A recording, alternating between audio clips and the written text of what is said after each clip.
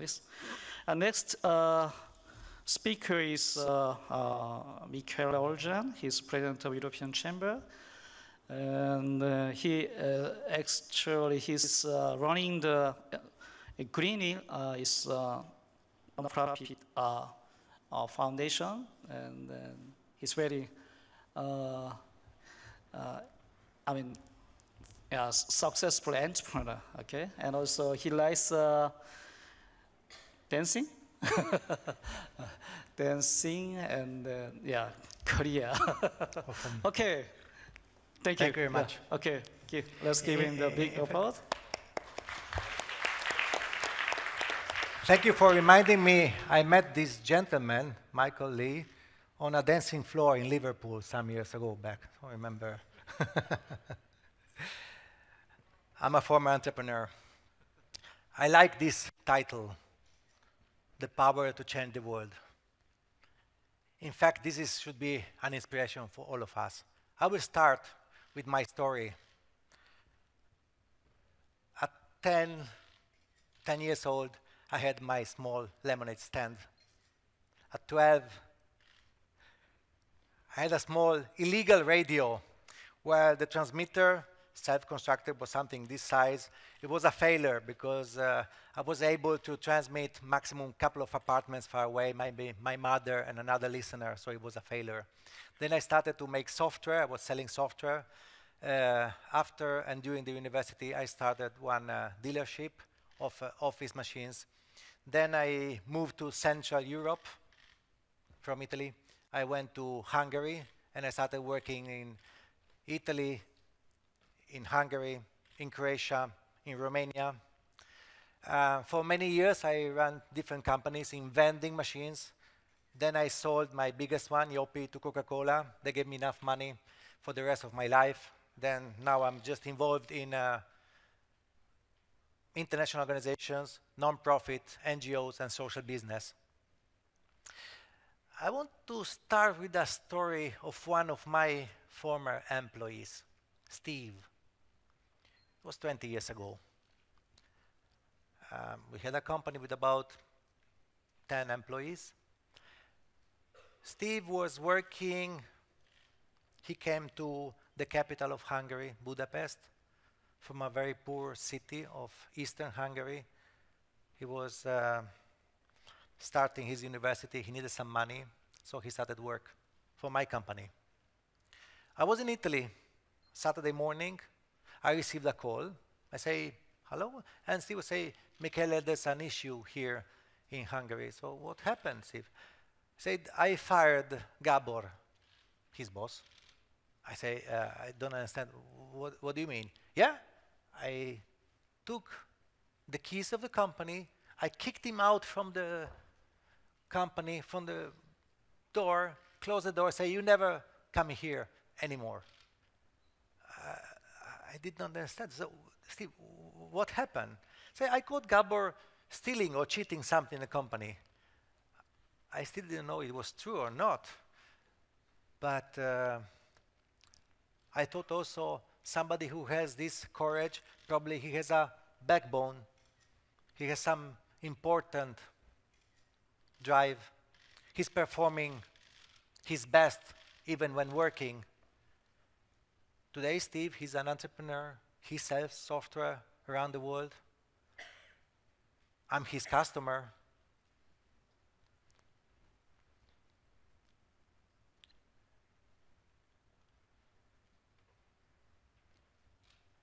I think he was 19 years old when this happened. I have another story. 1 month ago, I was in Cuba. In fact, unfortunately, the monument of the failure of the socialism.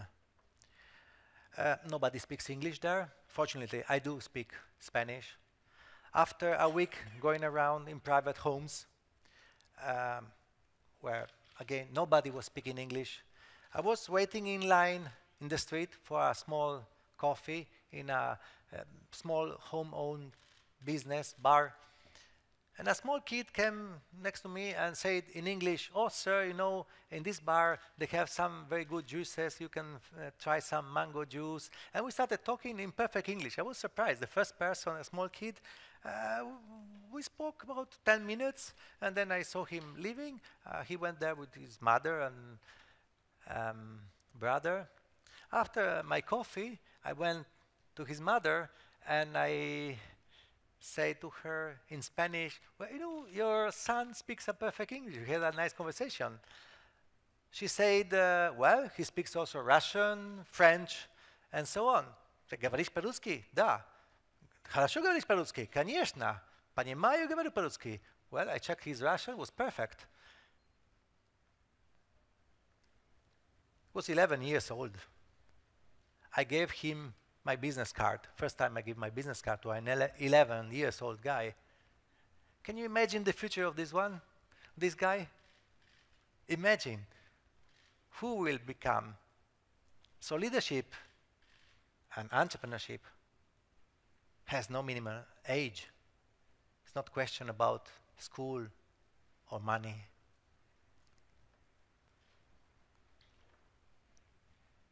We think about entrepreneurship with a lot of misconceptions. Here are some of them.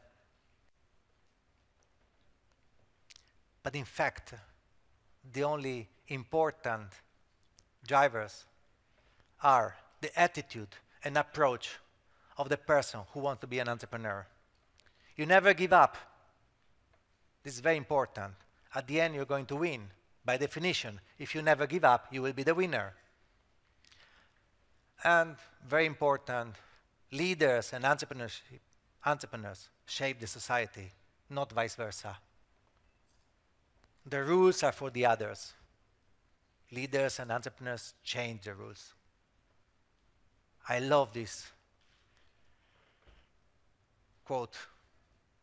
Entrepreneurs ignore the status quo, challenge the rules, and change the game. And they act. Entrepreneurs act, always act, regardless of what is going around, regardless of the people who are saying to them, "Don't do that one, that's risky, too difficult, you will fail, it's impossible." Impossible, impossible, impossible. This is what always an entrepreneur hears every day almost. Do you need money? Do you need education? No, no, no. We said attitude and approach. Change your attitude if you are not an entrepreneur yet, and act. That's the most important thing that you can do. It's very nice when they say that 97% of the people who give up too soon, they finish as an employee of the 3% who never give up. And the end, they make money for the entrepreneurs. So it's so easy to be in the 3%. Don't give up.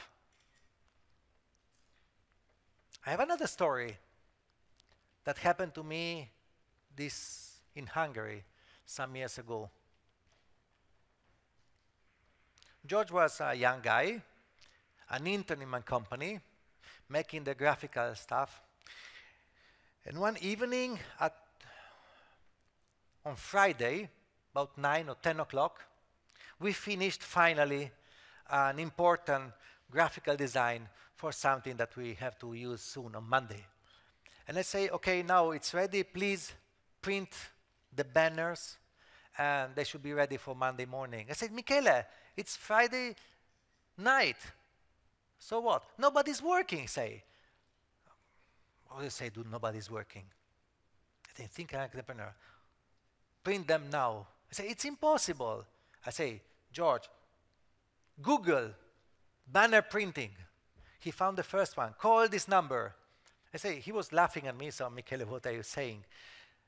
I say, "Dial the number." He called. On the other side, "Hello? Oh, sorry for disturbing you." I said, "You're not disturbing. You're a customer." So he said that we need some banners for Sunday. On the other side, "Oh, of course, send me the files. Tomorrow morning we'll be ready." It was sometime 10 o'clock Friday night.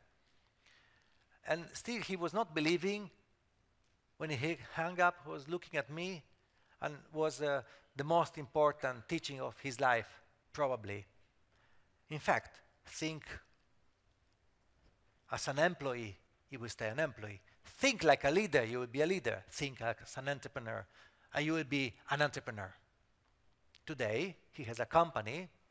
I'm his customer again. He supplies graphical design and marketing services to multinationals.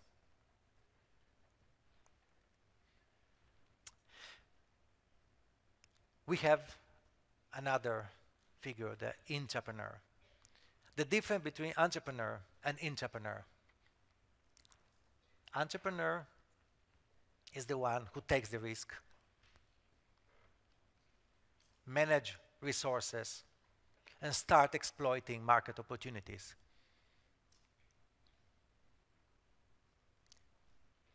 The entrepreneur is the same, but he does the same inside a bigger organization, usually inside a multinational. The difference is that he has a lot of resources, usually very big resources to manage, but perform the same activities. Entrepreneurs, many times, become entrepreneurs later. And then we have social entrepreneurs, a new breed. Those entrepreneurs who are not driven by money, but driven by the willingness and the desire to change the world, to make something good for the society, to solve big environmental and social problems of today's world. As I told you, I'm a former entrepreneur, but slowly becoming a social entrepreneur. In fact, some years ago, 3 years ago, we launched a non-profit initiative called Green Will, the willingness to be green, where we convince organizations and individuals around the world to make the promise to consider the environment when they take decisions. So to embed the thinking about environmental issues whenever they take decisions in all the decision-making process. It's now used by 25,000 organizations and individuals across 102 countries. And the only reason I'm putting resources in this one is in order to have a better world in the future. Social entrepreneurs are looking for ways to change the world in a sustainable way. And they are thinking about making a better world. And contrary to multinationals, which usually they look at the bottom line, which is the last line of the balance sheet, the profit, but they think about the 3 Ps: people, planet, and profit. So they perform their social role together with the environmental aspect while making profits. Of course, the profits is the driver of our economy. In capitalism, is the important base that moves the economy. But with triple bottom line, the 3 Ps, entrepreneurs becomes much more meaningful. You may read on my LinkedIn page one small article about the capitalism and forgotten stakeholders. It's something connected to this. So why social entrepreneurs are different? Because they are challenging the status quo, as we said before, not only of the market, but of everything what is around them. State, business, and the third sector also, as well. And they provide solutions where other people see only problems. But all 3, they have something in common. They innovate, they create a better world, by creating wealth at the same time. Our chamber is a chamber of commerce, association of businesses, which represent not only the last P, the profit, but the other two Ps, people and planet, the social and environmental side. So we represent companies who have an ethical side. This is the organization I mentioned before. I also urge you to download from its web page of Greenwheel the standard pledge, which is available in almost all the languages of the world, including Korean. Make your public promise that you will think about the environment when you take decisions. You will see the noble side of your work, of your studies, and it will incredibly push you to be better in all your future work. Thank you very much.